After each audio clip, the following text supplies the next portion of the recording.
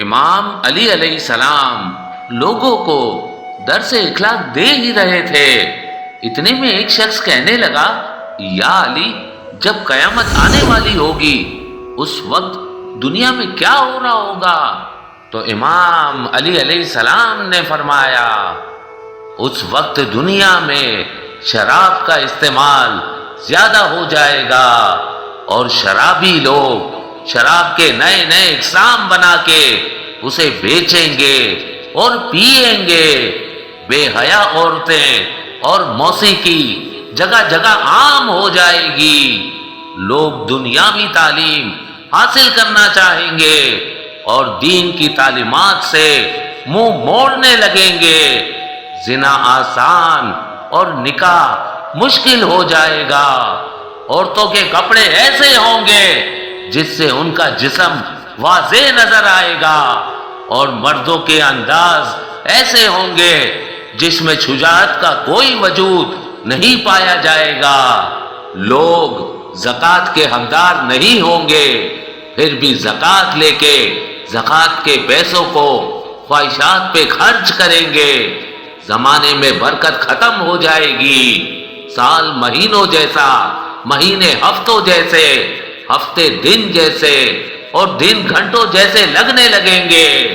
دنیا کے مالدار بخیل ہوں گے۔ گناہ کرنا آسان ہوگا اور گناہ کو گناہ نہیں سمجھا جائے گا۔ مذاق مذاق میں لوگوں کے دل دکھائے جائیں گے۔ دین پر عمل کرنا جیسے آنکھ کا شعلہ ہاتھ میں پکڑا ہوا ہو۔ مسلمان زیادہ ہوں گے مگر غلام، کیونکہ وہ دنیا سے محبت کریں گے اور موت سے ڈریں گے۔ قاتل اور مقتول کو معلوم ہی نہیں ہوگا کہ میں کیوں قتل ہو رہا ہوں اور کیا قتل ہو رہا ہے۔ اسلام پہ عمل کرنے والے پر لوگ تعجب کریں گے اور ان کا مذاق اڑایا جائے گا۔ شریف انسان کو بے وقوف، چال باز اور مکار کو دانا اور ہوشیار سمجھا جائے گا۔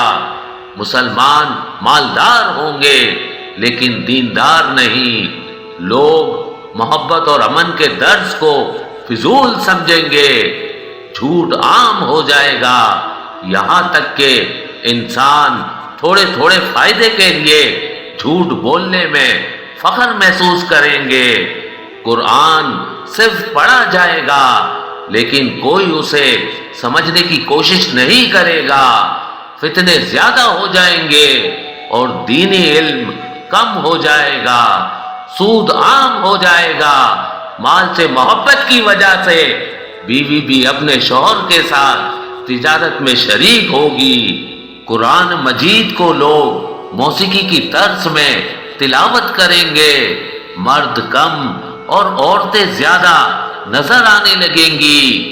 اے شخص، یہ وہی زمانہ ہوگا جس زمانے سے انبیاء بھی پناہ مانگتے آئے ہیں۔